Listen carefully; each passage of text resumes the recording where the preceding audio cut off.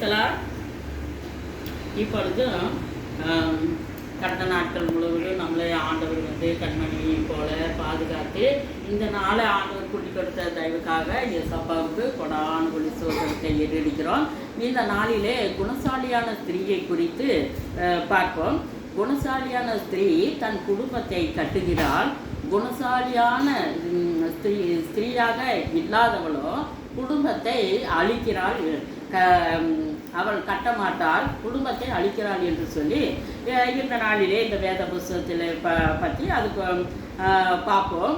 குணசாலியான ஸ்திரீ தன் புருஷனுக்கு கிரீடமாக இருக்கிறாள்.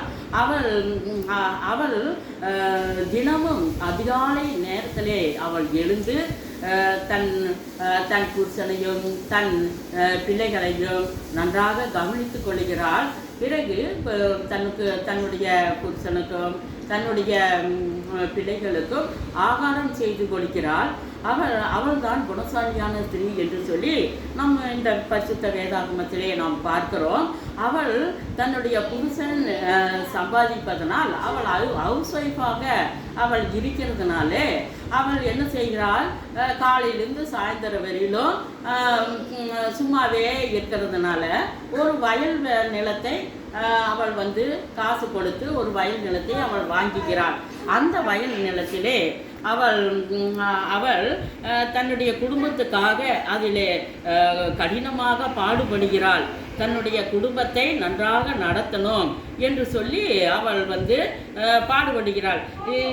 இந்த காலத்தில் எல்லாம் ஒரு குடும்பம் ஒரு சம்பளம் ஒரு புருஷன் மட்டும் சம்பாதித்தால் போதாது, தன்னுடைய மனைவியும் சம்பாதிக்க வேண்டும் என்று சொல்லித்தான் அவள் ஒரு வயல் நிலத்தை அவள் வாங்கி கடினமாய் வேலை செய்கிறாள்.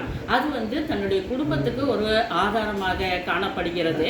இப்படித்தான் ரூத் என்ன செய்கிறாள் என்றால், ரூத் அவளும் ஒரு குணசாலியான ஸ்திரீ என்று சொல்லி இந்த வேதாகமத்திலே நாம் பார்க்கிறோம்.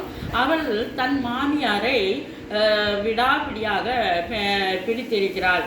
தன்னுடைய மாமியாரை தன்னுடைய தாயை போல நினைத்து அவள் தன்னுடைய மாமியார் அவளுக்கு யாருமே இல்லை. அவங்க மாமியாரும் நீ உங்கள் வீட்டுக்கே போயிடு அப்படின்னு சொல்லி சொன்ன போது கூட அவள் அவங்க வீட்டுக்கு போகாத அந்த மாமியாரையே தன்னுடைய தாயை போல நினைத்து அந்த மாமியார் இடத்துல இந்த ரூத்து என்ன சொல்கிறாள் என்றால், நீங்கள் தங்கும் இடத்தில் தான் நானும் தங்குவேன், நீ சாப்பிடுகிற சாப்பாட்டைத்தான் நானும் சாப்பிடுவேன், உன்னுடைய இனம் என்னுடைய இனம், உன்னுடைய கடவுள் என்னுடைய கடவுள் என்று சொல்லி அந்த மாமியாரை மிகவும் விடாப்புலியாக ரூத் பிடித்து கொள்கிறாள். இப்படியாக குணசாலியான ஸ்திரீ தன் வீட்டை கட்டுகிறாள். இல்லாத ஸ்திரீயோ தன் வீட்டை தன் கைகளினால் இடித்து போடுகிறாள் என்று சொல்லி இந்த வேதாகமத்திலே நாம் பார்க்கிறோம். மறுபடியும் நாளை தினத்திலே நாம் பார்ப்போம். அல்லேலூயா.